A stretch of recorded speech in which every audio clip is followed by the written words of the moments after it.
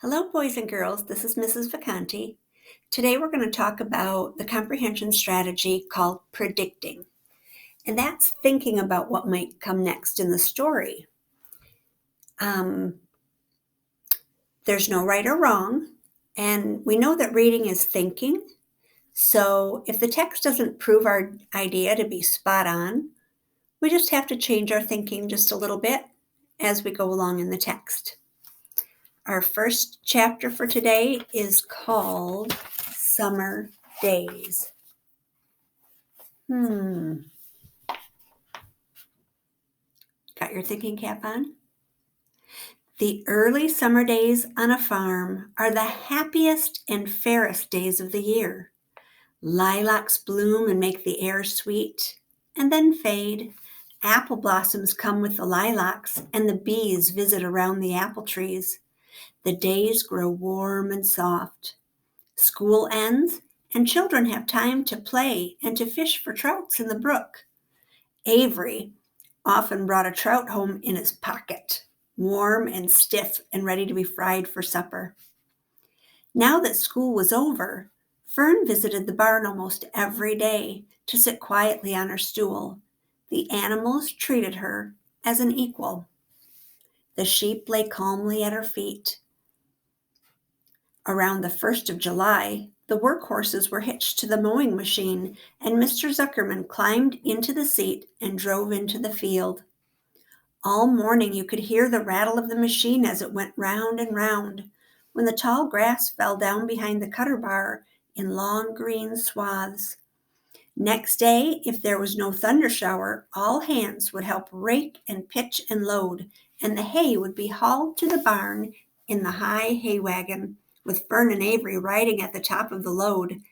Then the hay would be hoisted sweet and warm into the big loft until the whole barn seemed like a wonderful bed of timothy and clover. It was fine to jump in and perfect to hide in, and sometimes Avery would find a little grass snake in the hay and would add it to the other things in his pocket.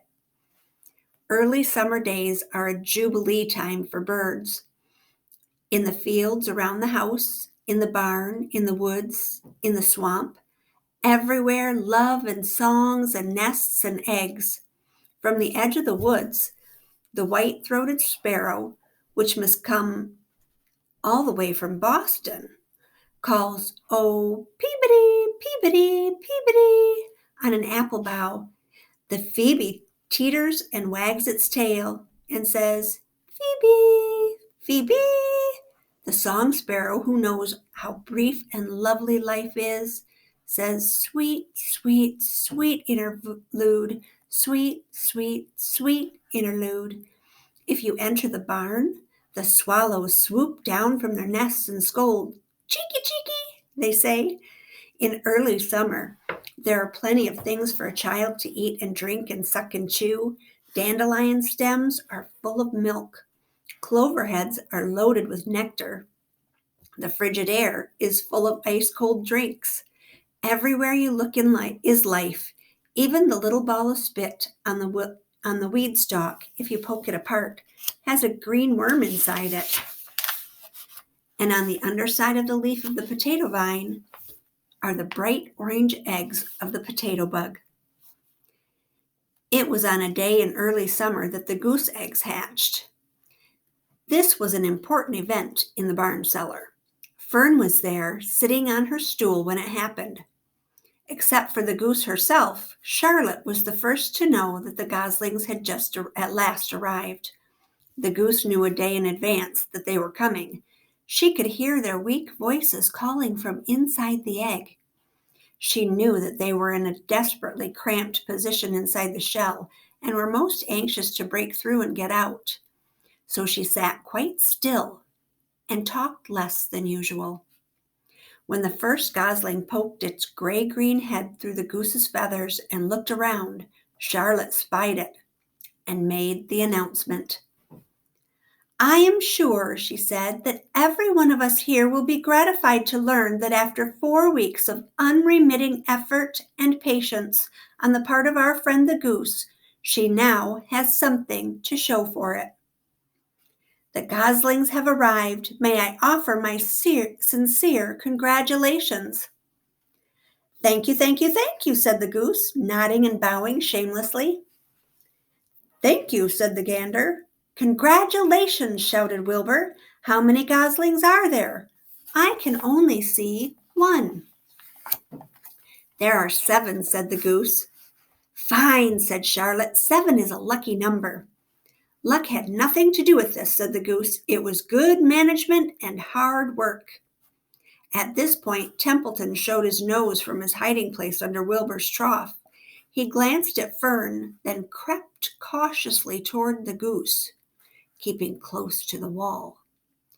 Everyone watched him, for he was not well liked, not trusted. "Look," he began in his sharp voice, "you say you have 7 goslings. There were 8 eggs. What happened to the other egg?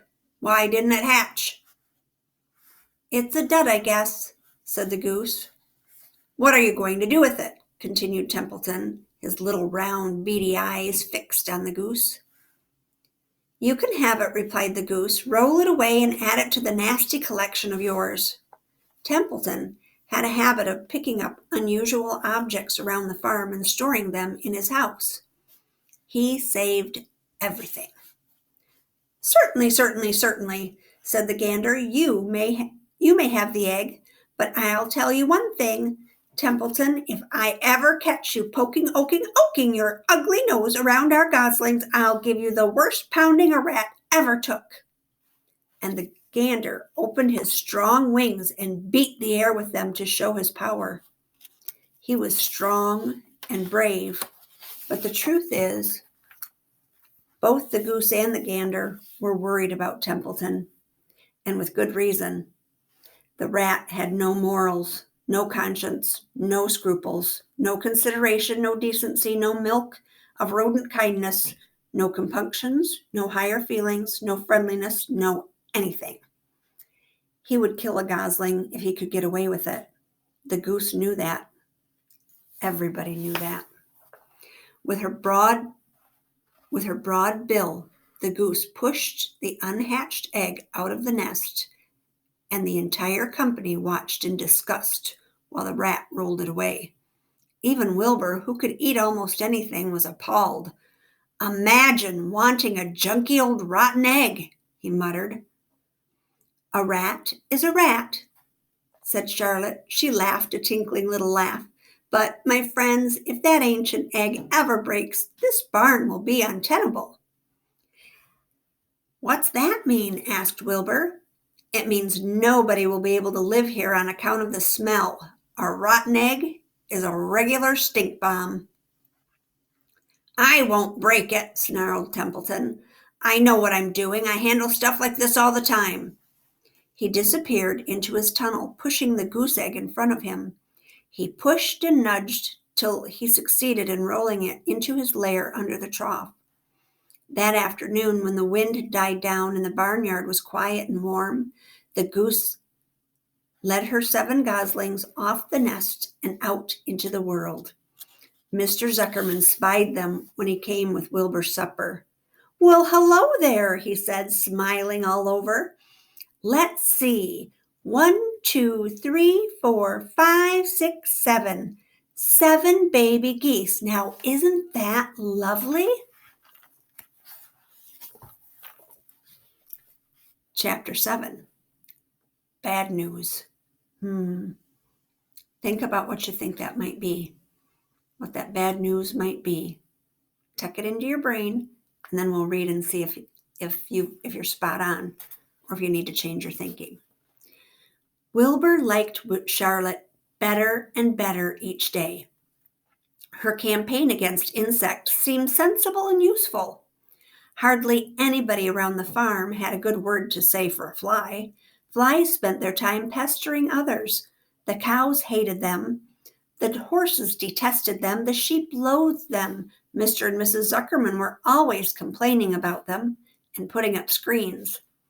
Wilbur admired the way Charlotte managed. He was particularly glad that she always put her victim to sleep before eating it. "It's real thoughtful of you to do that, Charlotte," he said.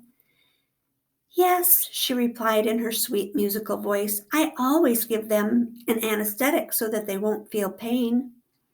It's a little service I throw in. As the days went by, Wilbur grew and grew.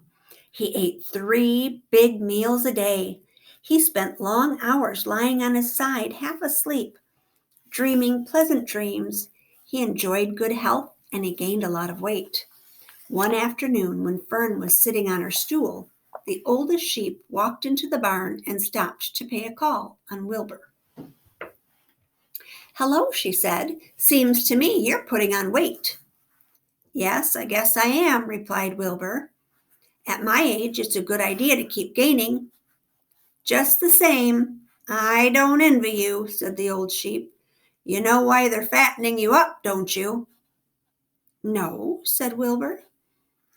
Well, I don't like to spread bad news, said the sheep. But they're fattening you up because they're going to kill you, that's why.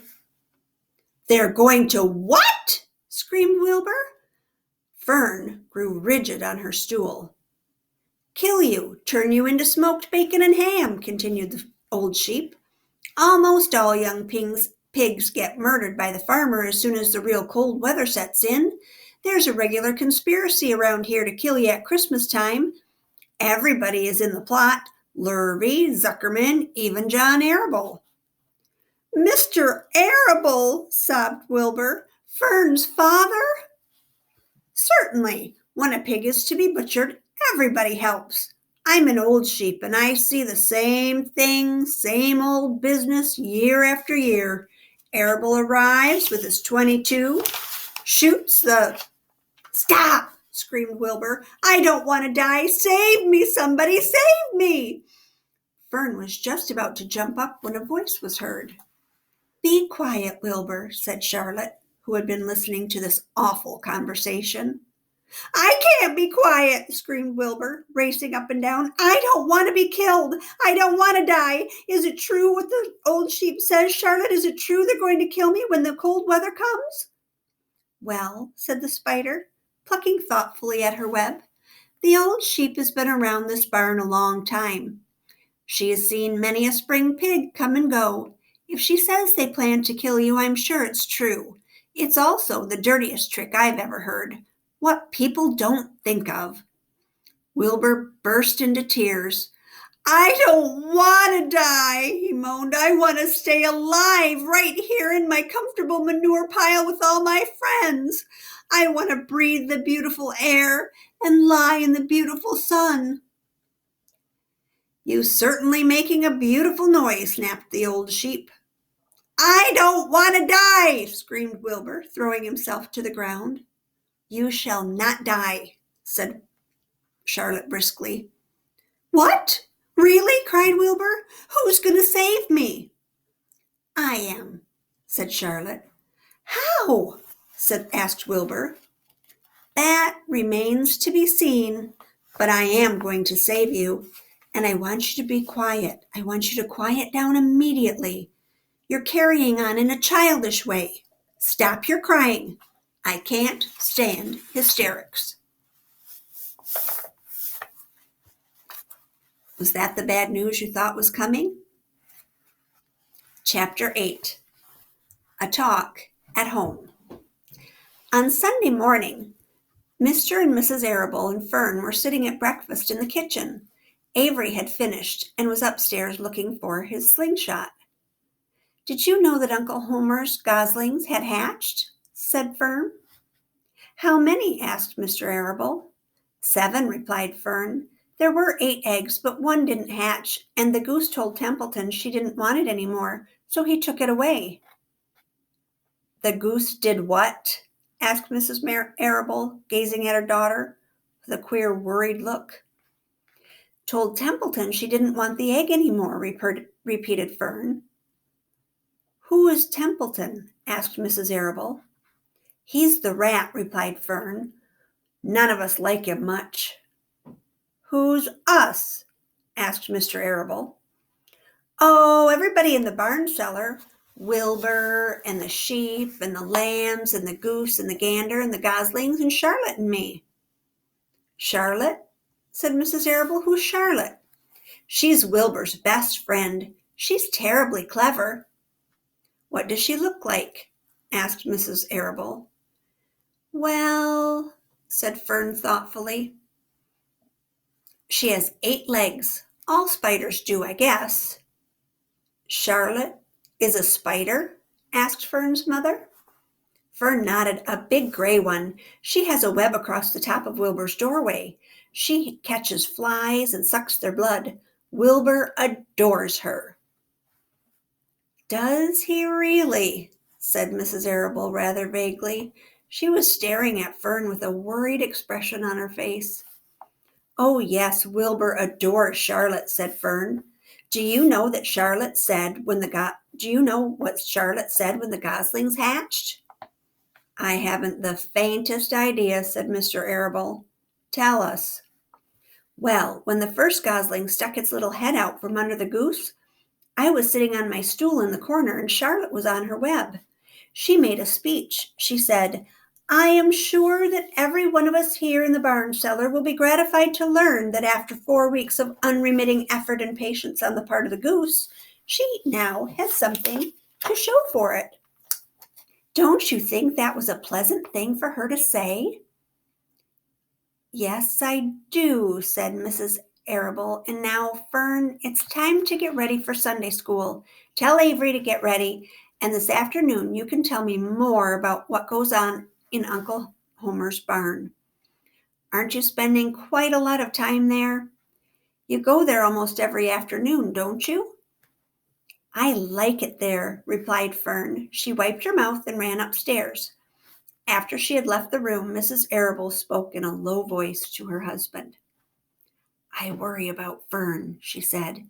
"Did you hear the way she rambled on about the animals, pretending that they talked?"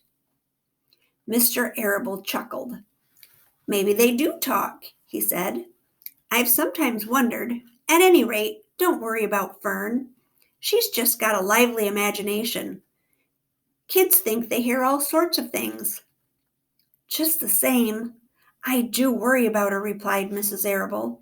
"I think I shall ask Dr. Dorian about her the next time I see him.